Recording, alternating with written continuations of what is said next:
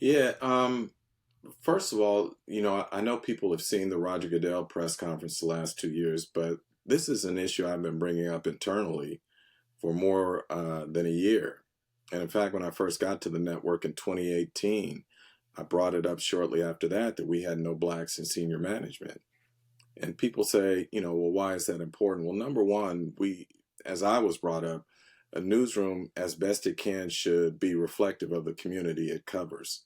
And so when you're talking about we cover a player population, according to NFL data, that is 60 to 70% black, and yet we have no blacks in senior management in the newsroom. We have no black copy editors in the newsroom, and we have no full-time black employees on the news desk.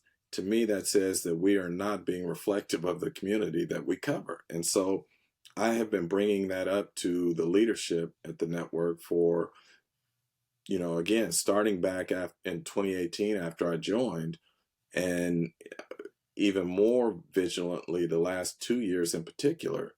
Mm. And, you know, the sad part is that during my time there, we never made any progress with that, despite consistently bringing it up to the leadership, to Roger Goodell and to those under him.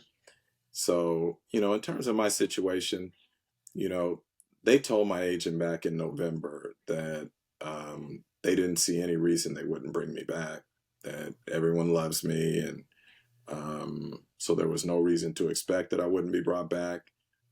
They said it might be with a pay trim because they were cutting salaries. And yeah, but there was no reason to anticipate I wouldn't be back. So that's mid-November. We get to January, and I questioned Dacia Smith on a national conference call about Dacia Smith is the chief people officer for the NFL. So in essence, she runs HR for the league office. And I questioned her about the lack of black representation in the newsroom. And she kind of dismissed me a little bit about, yeah, you regularly bring it up, hopefully you won't have to bring it up in another year or whatever it was she said. Um, and then a month later, I brought it up to the commissioner again at the press conference because I had asked him about it a year earlier and nothing had changed. So, I wanted to stay on point. 3 weeks after that, the same person who said, we see no reason you won't be brought back, all of a sudden brings me in and starts asking me about, am I in alignment with the newsroom? Which I said, no, I can't be. I can't be in alignment with a newsroom that has no black representation at these key positions. And then I was told it's tough to fight corporate headwinds. Sometimes you got to compromise. And I expressed the areas that I felt I had compromised in, but also said I was not going to compromise my integrity. And at that point, I asked specifically, are you now telling me my contract's not being renewed? And I was told, we don't know. It's still being discussed. And three Mm. weeks later, they informed my agent that it wasn't being renewed. So Mm. um, that's what happened. That's where it is, and we'll see what happens next. So how do you, or as you kind of leave the NFL media group, how do you maybe look at maybe the legacy that you've hoped you've left in that position, or how do you hope people will remember your time with them, maybe in time, as we kind of move forward? Yeah, that's a great question. I honestly don't think a lot about legacy and that sort of thing. I just try and do what's right. Ultimately, what I hope is that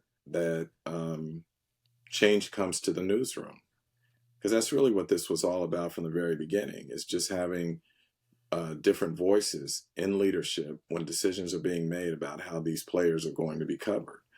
And so people will say to me, and even my immediate supervisor asked one of my colleagues who happens to be black, why does Jim keep focusing on this? We have a diverse newsroom. And the reason I focus on it is because there is no one who shares the same life or cultural experiences as many of these players at the table when decisions are being made about how to cover them. And so people say, well, why is race important in this discussion? And I'll give you two words: Colin Kaepernick.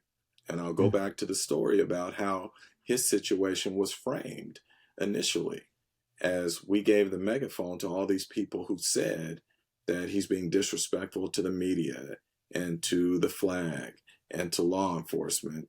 Whereas anyone who, I think any black person or many black people would say, wait a minute, either I've experienced what he is talking about, or I know someone who has experienced what he is talking about.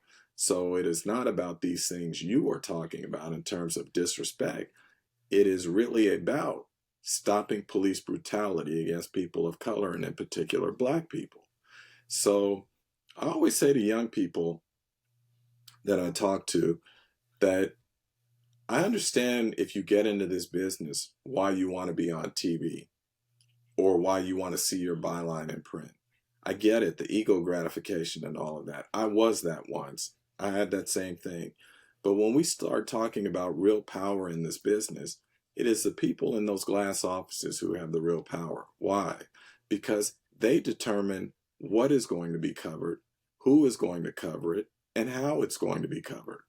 So, excuse me. So when I talk to young people, I try and tell them, don't miss out on being an editor. Don't miss out on being a producer, those sorts of things. Because if you really want to make change, that's where that power is.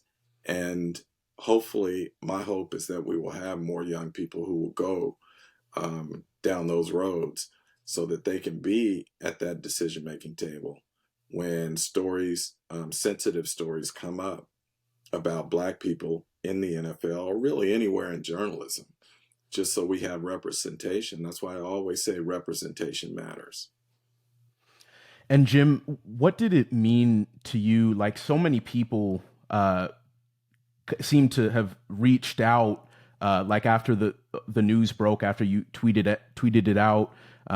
Everyone kind of saying how they respected kind of the way you do your job and supported and or kind of seemed to be encouraging. I guess what did it mean to you to kind of get that outpouring of support amid kind of, being, having to look for a new job, but you leave and you kind of seem to have left an impact on all these people? Yeah, I mean, truthfully, it was really humbling. I know. I mean, I knew I had friends who were going to reach out and be supportive and whatnot, but there was support that came from corners I never anticipated, and it was incredibly humbling. And to have a few powerful people who I've never met, didn't know, who have influence in this business, reach out to friends of mine and say, I need to meet him. I need to talk to him. We need to wrap our arms around him. Man,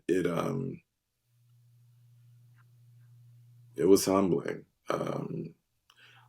But it was also something that gave me even more purpose Mm, to say, you got to keep going, you know, yeah. because it can be lonely out there at times when you go down these roads because everybody wants to get along and um, we make a lot of money to cover a game. And so it'd be very easy to just sit back and collect a check and kind of say, hey, we know what this is about, but whatever, whatever. And my point is, man, I'm a lot closer to the finish line than the starting line. And so I hope to leave this game in a little better um, state than I found it as it relates to us. And so, again, I've made it my purpose, whatever time I have left, I'm going to speak on the issues that need to be spoken on. And hopefully, others will benefit from it. So, you know, the, we'll see what happens next. But I don't. People ask me if I regret. No, I have no regrets. I would do everything the Mm. same, because I didn't do anything wrong, other than try and correct what was a major problem within the newsroom.